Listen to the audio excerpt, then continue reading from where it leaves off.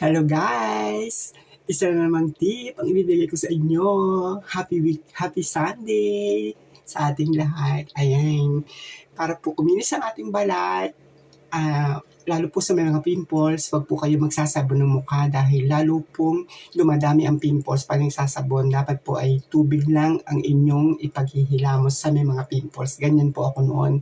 Sobra pong dami kong pimples. Kaya nung nagpa-derma po ako, tinuruan niyo po ako magsasabon ng mukha kapag may pimples dahil lalo pong pumapasok yung mga blackheads, whiteheads sa loob. Pumapasok po yung sabon. Ayan. Wala po akong filter. Kaya kita niyo ho, pero maganda pa rin kahit ayan, ito po yung ating gagamitin. Una po, ito pong ating ipanlilinis ang latte detergente dito sa Italy. Sa atin po ay milk detergent. Ayan, nag-uumpisa na po tayo. Ayan, ganyan po yung pag-apply.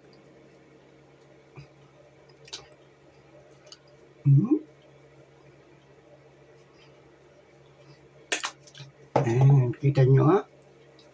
Alam niyo ho ba noon, ang aking mukha, para siyang may mga piksa-piksang daga sa lalaki ng pimples ko noon. Pero sa awa po ng mahal na Panginoon Diyos, natanggal din. Pero kahit paano may mga butas man siya, pero hindi naman ho siya masagwa. Dahil siguro nga ho, sobrang ganda ko, kaya din hindi masyadong nakahalag. Ayan. Para ho tayo gumanda lahat. Wala namang pong pangit na tao. Ugali lang po ang pangit. Minsan nagjo-joke lang naman ako. Kung gusto niyo talagang kuminis, at saka para hindi tayo magkaroon ng mga pekas-pekas. Ang pekas-pekas ho ay nakukuha ho yan sa mga matatapang na sabon. Dumidikit ho yan hanggang ilalim po yan.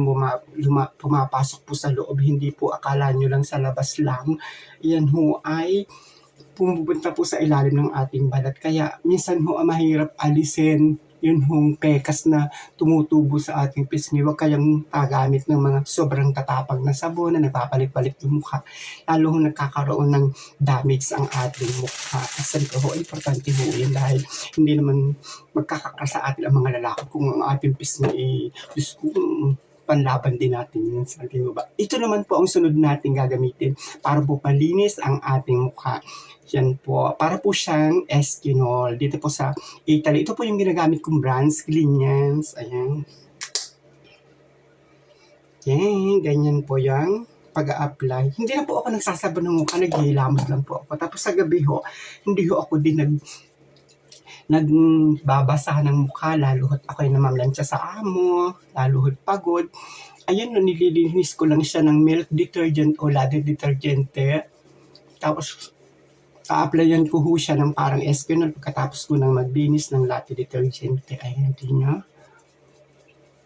hindi ho ako mahilig kasing mag-makeup. Lipstick lang ho ang aking panlaban. Ang mga lalaki ho ay tumitingin na sa akin, lipstick pa lang. Iba ko talaga pag maganda at saka ako pag maapi. Meron kasing hindi masyadong magandang katulad ko, pero ang appeal naman ho ay malakas yung appeal. Para hong talo din ho yung sobrang ganda na walang appeal. Ewan ko nga ho, lagi na lang ako pinagchichismisan. Bakit ang ganda-ganda ng anak ni Manano? Saan kaya nagmana yun? Ang ganda-ganda. Di siyempre ho, nagmana ako sa aking tatay Nano at sa aking pinakamamahal na initintay. Dahil ang aking mga magulang ay magaganda. Ewan ko ba ang inyo?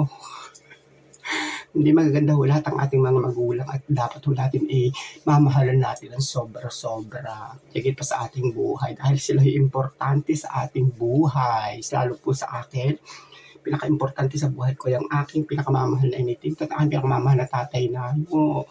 Ayan, maaga nga lang po kinuha ang aking pinakamamahal initintay. Ang aking man tatay Nano ko, ayun, daing ng daing, pag wala ng pera, ngimay ang paa. Pag dumating naman, sobrang lakas ng lumakad kapag dumating na yung pera. Halos tumakbo na. Tapos ito naman yung aking gagamitin nating cream. Ito po yung ginagamit kong brand. Canova. Ayan. Kung gusto niyo po, magtanong po kayo sa akin. Canova po. Ito po yung ginagamit kong pang-araw. Tapos yung panggabi naman po, bukod din po yung panggabi. Ito po yung pang-araw. Yan. Ganyan po yung pag-a-apply. Hindi, Imamassage po natin, wag po natin masyadong ibibiin. Ayan, ganyan po. Yan po yung turo ko sa inyo. Alagaan po natin ang ating skin dahil po napaka-importante po niyan. Lalo po pag summer, pag mga araw-araw, ito po yung maganda, may sunblock po siya. Canova po yung ginagamit kong brands. Ano na po ito, halos 15 years ko na po ata itong ginagamit. Kaya ho yung mga butas-butas ng pimples ko, medyo nag-lock. Sabi ko, hindi na kailangang gamitan ng susi. Dahil nagsarado na ng kusa. Ayan. Happy blessed Sunday sa ating lahat. Salamat sa mahal na Panginoon Diyos sa patuloy na pagsubaybay sa atin. O di ho ba? Ayan, tingnan nyo, ang laki ng ipinagbago. Wala ho siyang filter. Hindi po ako mahilig mag-filter. Dahil hindi naman ako naninigarilyo. Ang filter ho kasi pag gumamit kayo niyan, akala mo sobrang ganda mo. Pero sa personal, pag nakita ka naman, hindi naman masyadong kagandahan. Akala mo sa picture, ang tangos-tangos ng ilong, pero parang bukat ka pala. Pwedeng pasukan ng bubuyog yung butos ng ilong. Joke lang po. Ayan, kita nyo na? Tingnan yung resulta. Ang kinis, di ba? Ang kinis niya. Dati-dati ang sobrang daming pimples. Ayan, isa na namang tip. I love you so much. God bless.